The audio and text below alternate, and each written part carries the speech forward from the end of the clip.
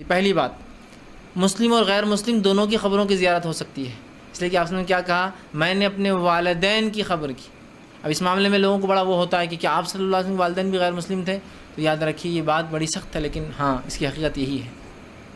ابو داؤد کی روایت ہے، آپ صلی اللہ علیہ وسلم کا ایک صحابی اور کہ اللہ کے رسول میرے والدین کہاں ہیں؟ تو کہا جہنم میں۔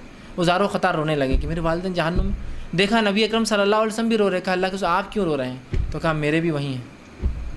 صحیح روایت ہے۔ توجہ فرمائیے گا،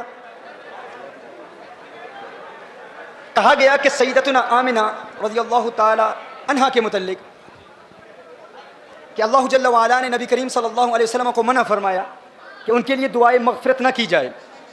تو میں نے کہا تھا کہ اقتداء النص سے یہ ثابت ہے کہ قرآن کریم کی یہی آیت یہ ہماری دلیل ہے، تمہاری دلیل نہیں ہے۔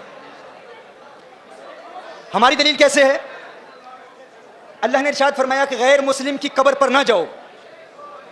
یہ میں آپ کو یاد دلا رہا ہوں، مدینہ المنورہ میں گستاخوں سے جو میرا مناظرہ ہوا تھا اس میں ہم نے جواب کیا دیا تھا؟ انہوں نے کہا کہ اللہ نے دعائے مغفرت کی اجازت نہیں دی۔ تو دعائے مغفرت کی اجازت اس لیے نہیں دی کہ العیاذ باللہ سیدہ مؤمنہ نہیں تھی۔ تو میں نے کہا کیا قبر پر جانے کی اجازت دی کہ نہیں؟ کہا دی۔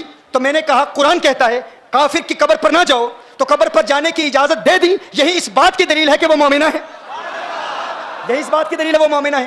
کہا پھر دعائے مغفرت کی اجازت کیوں نہیں دی؟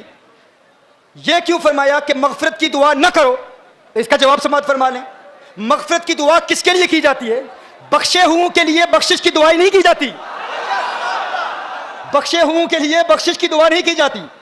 دیکھیے کبھی آپ کہتے ہو یا اللہ غوث اعظم کو بخش دے، کیا الیاذ باللہ کوئی ایسا کہتا ہے یا اللہ خواجہ غریب نواز کو جنت عطا فرما معاف کر دے؟ کوئی نہیں کہتا۔ ہر شخص کہتا ہے کہ وہ چونکہ بخشے ہوئے ہیں تو بخشے ہوں کے لیے بخشش کی دعا نہیں مانگی جاتی۔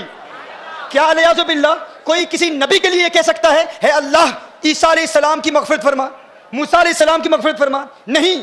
قانون کیا ہے؟ بخشے ہوں کے لیے بخشش کی دعا نہیں کی جاتی۔ دیکھیے جب آپ نماز جنازہ پڑھتے ہیں، بالغ کے لیے کیا دعا پڑھتے ہیں؟ اللہم اغفر لحینا ومیتنا، دعائے مغفرت کرتے ہیں نا۔ لیکن نابالغ کے لیہ کیا دعا ہے؟ اللہم اجعلہ لنا، کیا فرۃ واجعلہ لنا۔ فرض کیا ہوتا ہے؟ آپ کہتے ہیں میرے اللہ یہ جو بچہ مجھ سے پہلے چلا گیا ہے، یا اللہ یہ مجھ سے پہلے جائے اور میرے لیے شفاعت کا اہتمام کرے۔ کیا؟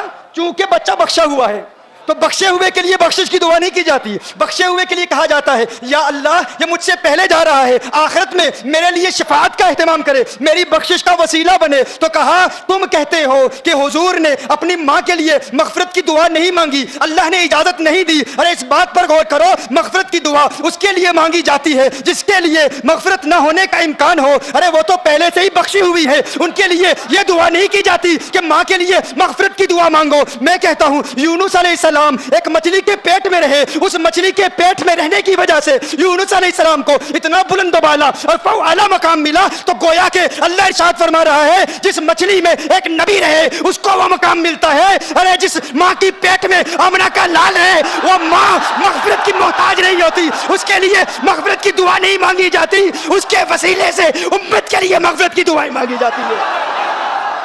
تو تیری ماں آقا کی ماں کی طرح نہیں، تو آقا کی طرح کیسے ہو سکتا ہے؟ ارے تو کہتا ہے میں آقا کی طرح ہوں، تو اپنی گھر کے حالات کو دیکھ لے، اپنی بیوی کو دیکھ لے۔ کیا تیری زوجہ کے لیے قرآن میں کوئی آیت نازل ہوئی ہے؟ نہیں۔ لیکن آقا کی ازواج مطہرات کے متعلق کیا ارشاد فرمایا؟ یا نساء النبی لستن کاحد من النساء، اے میرے محبوب کی ازواج مطہرات تم عام عورتوں کی طرح نہیں۔ میں کہتا ہوں میرے آقا کی ازواج مطہرات عام عورتوں کی طرح نہیں، میرے آقا عام مردوں کی طرح کیسے ہو سکتے ہیں؟